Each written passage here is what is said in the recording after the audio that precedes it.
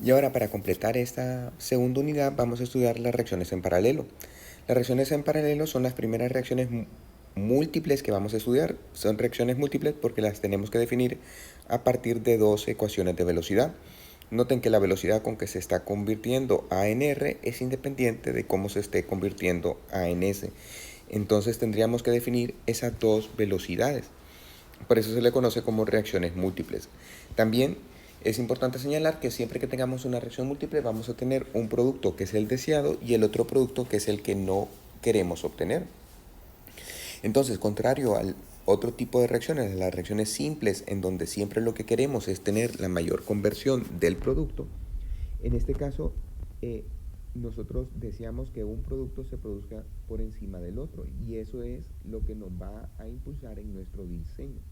En el diseño ya no es tanto el tamaño del reactor, sino que es la selectividad que logremos obtener el producto que deseamos por encima del que no deseamos.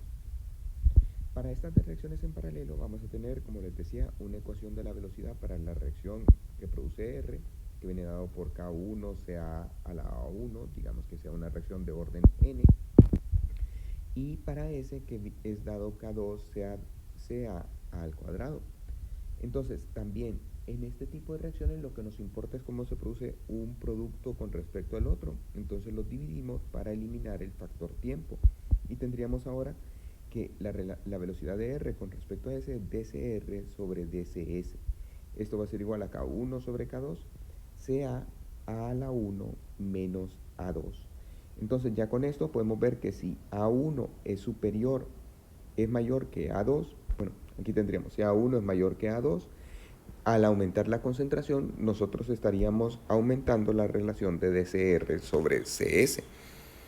Si A1 es menor que A2, entonces lo que tendríamos que hacer es disminuir la concentración para favorecer la relación entre R y S.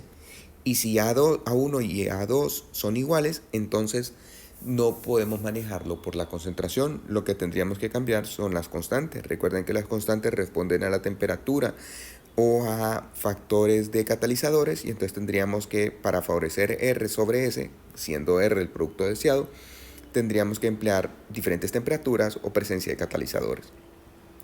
Entonces, en cinética siempre vamos a estar viendo reglas y la primera regla cinética de las reacciones en múltiples es que en las reacciones en paralelo la distribución de los productos se puede controlar con la concentración de los reactivos. Una concentración elevada de reactivos favorece la reacción de mayor orden, una baja a la de menor orden, y si las reacciones tienen el mismo orden, la concentración no tiene efecto sobre la distribución. Ahora, nosotros, sin importar el tipo de reactor que tengamos, podemos hacer una mezcla entre los reactivos que nos favorezca la producción del producto deseado. Entonces, eso se le conoce como factores de mezcla. Digamos, si nosotros tenemos un reactor a tandas, para conseguir CA y CB altas, lo que tendríamos que hacer es añadir A y B rápidamente al mismo tiempo. Si lo que deseamos CA y CB bajas, entonces podríamos gotear A y B sobre el disolvente. Si queremos A alta y B baja, podríamos colocar A dentro de nuestro reactor y gotear B. Noten que todo esto serían en tanques, en reactores a tandas. Lo mismo se puede alcanzar en reactores de flujo continuo. Por ejemplo, si queremos CA y CB altas, podríamos alimentarlo aquí a una elevada concentración. O en este caso, vean que alimentar A y B elevada concentración y hacerlo en varios tanques. Así mantendríamos una elevada concentración en el primer tanque que iría disminuyendo a lo largo de los tanques. Si CA y CB queremos bajas, entonces un solo tanque agitado sería lo más adecuado. Recuerden que aquí, al alcanzar la conversión, tendríamos una baja concentración de A y de B. Si queremos CA alta y B baja, podríamos alimentar aquí muy elevado A y luego estar añadiendo lateralmente B a lo largo del tanque. O podríamos aquí alimentar A muy elevado y luego estar añadiendo bajas concentraciones de B dentro de los tanques. De esta forma se pueden conseguir entonces cualquier tipo de contacto, ya sea en reactores continuos o en reactores discontinuos. Para la Para las reacciones en múltiples también nosotros vamos a definir lo que es el rendimiento fraccional global y el rendimiento fraccional instantáneo. El rendimiento fraccional instantáneo viene dado por los moles de R que se forman entre los moles de A que reaccionan, y vean que es diferencial dCr sobre dCA, mientras que el rendimiento fraccional global viene dado por todo el R que se ha formado y todo el A que ha reaccionado, y es CRF sobre CA0 menos CAF, CRF sobre el delta CA. Y bueno, podría ser el rendimiento fraccional instantáneo evaluado en el reactor de tanque agitado. Fíjense que cómo poder relacionar los rendimientos. El rendimiento fraccional global del flujo pistón va a ser igual a menos 1 CA0 menos CAF, la integral de CA0 a CAF del rendimiento fraccional instantáneo de CA. Esto será igual a esta ecuación. Entonces aquí tenemos una relación para el flujo pistón con respecto a para el rendimiento global con respecto al rendimiento instantáneo. Para el rendimiento global en un tanque agitado va a ser igual al rendimiento instantáneo evaluado en CAF, siempre dentro de tanques agitados, para este caso, aquí dentro de flujos pistones. Para relacionar el tanque agitado con el flujo pistón, esta sería la relación. Y para relacionar el flujo pistón, el rendimiento global con el tanque agitado, vendría dado de esta manera.